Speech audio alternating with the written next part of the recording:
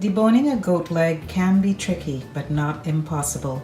It just takes some time and some patience.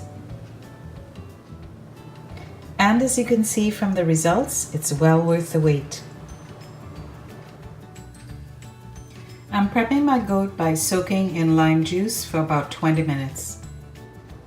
After prepping my goat, I have all my go-to seasonings. I have fresh ground garlic and ginger, some green seasoning mix, and Worcestershire sauce, kosher salt, coarse ground black pepper, and to that we've also added some sliced onions and some pimentos. I have about 5 pounds of boneless goat hair, so the next thing I'm going to add is some hot Jamaican style curry powder.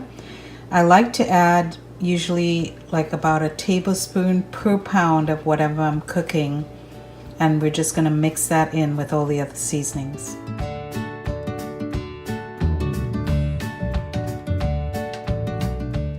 Okay, so you're probably saying, what's the difference between this and the other slow cooker goat that you did?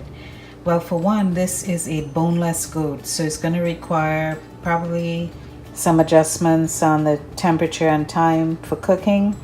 And also you'll notice I have like pretty large chunks of meat here, because I've found that when you're doing boneless meat, the meat always shrinks, considerably during the cooking process.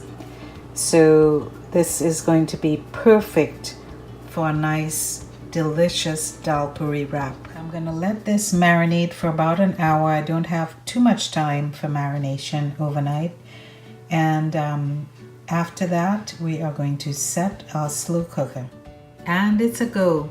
Cover the seasoned boneless goat and set the timer on the slow cooker for 8 hours on low.